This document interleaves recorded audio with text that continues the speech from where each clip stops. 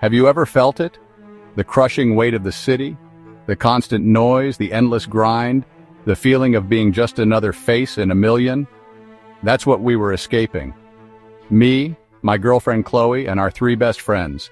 The Joker, Leo, the Skeptic, Mark, and the free spirit, Sarah. We pooled our savings, hired the Serenity Now, a 40-foot beauty, and pointed her towards the heart of Lake Etheria. The plan was simple.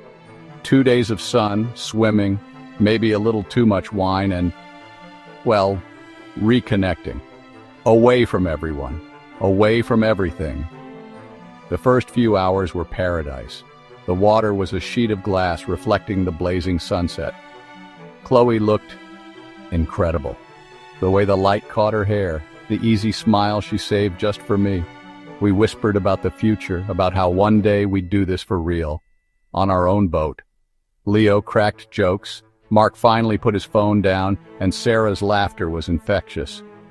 We dropped anchor right in the dead center of the lake, miles from any shore. The ultimate privacy. The perfect, isolated bubble. As darkness fell, the stars came out. A dizzying, infinite blanket you never see in the city. This was it. The moment, the romance, the promise of a perfect, sexy night under the cosmos. That's when the first thing went wrong. Thump. A dull, soft impact against the hull. We all froze. Out here? In the deepest part? Probably a big fish. We shrugged it off, pouring another drink, turning the music up a little louder. But the mood had shifted. Thump, scrape. This time it was louder, longer. Something was dragging itself along the fiberglass beneath us. Alex, what is that? I grabbed a flashlight and went to the stern, leaning over the railing. The water was black, impenetrable.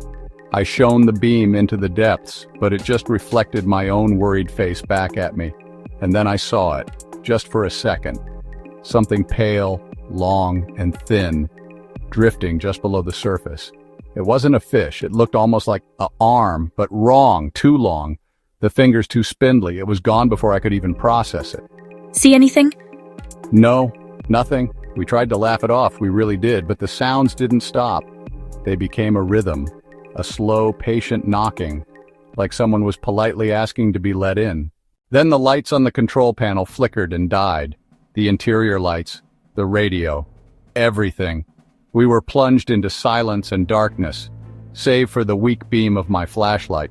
The humming of the generator was gone. What the hell? The backup power too? This isn't possible. Panic, cold and sharp, began to set in. We were adrift, in the dark, and we were not alone. That's when we heard the singing. It was faint at first, drifting over the water like a mist. A woman's voice humming a tune that was both beautiful and deeply sad. It was coming from all around us. Who is that? There's no one out here. The humming stopped, and a new sound took its place. A wet, gurgling whispering right next to the boat, as if someone's mouth was just above the waterline. Join us. Who's there? Show yourself! He shone his phone's light towards the voice. The beam caught her. A face, waterlogged, skin bleached and bloated, hair like tendrils of black seaweed floating around her. Her eyes were solid, milky white, and she was smiling, a wide rictus grin of broken teeth and dark water. She reached up a skeletal, dripping hand towards the boat. Leo screamed and fell backward. That's when we saw them, dozens of them, pale, shimmering figures emerging from the blackness, surrounding the yacht. Men, women, their forms shifting and watery. They began to climb. Their bodies seemed to melt and reform, pouring over the railings like liquid. We scrambled back, a mess of screams and terror. Mark grabbed a fire extinguisher, swinging it wildly at a shape pulling itself onto the deck. It passed right through it with a cold splash. They weren't solid, not quite, but their touch was ice, a cold that burned. One of them grabbed Sarah's ankle. Nah. She shrieked, and where it touched, her skin turned blue and numb like she'd been branded by dry ice. They want us in the water! They want us to join them! We were driven to the highest point, the flybridge, cornered. The things below us swarmed the deck, their silent, grinning faces tilted up towards us, their white eyes unblinking. Don't you want to stay?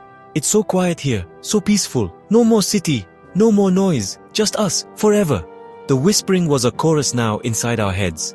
Chloe was sobbing into my chest. I held her tight, my mind racing for a way out. There was none. We were in a steel coffin in the middle of a haunted ocean. That's when Mark, the skeptic, the man of logic, did the only thing he could think of. He found the emergency flare gun. He screamed, firing it into the sky. The red streak lit up the entire scene in a hellish, bloody glare. For a split second, we saw them clearly.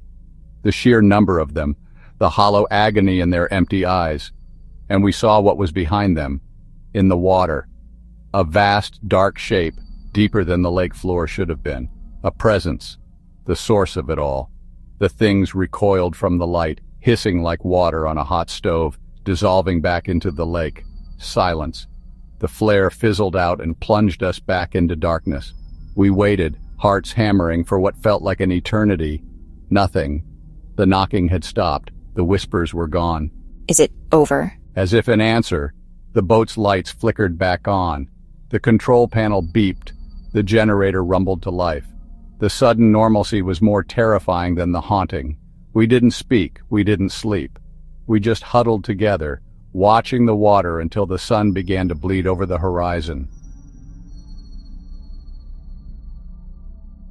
The Coast Guard found us adrift, but safe.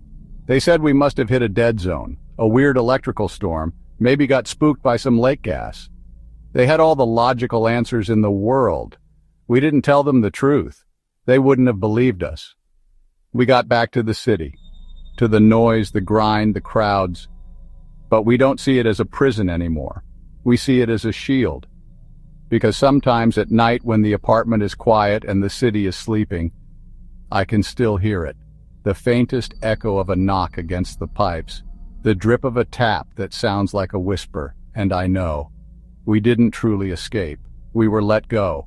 And something that lives in the deep, dark, quiet places now knows we're out here.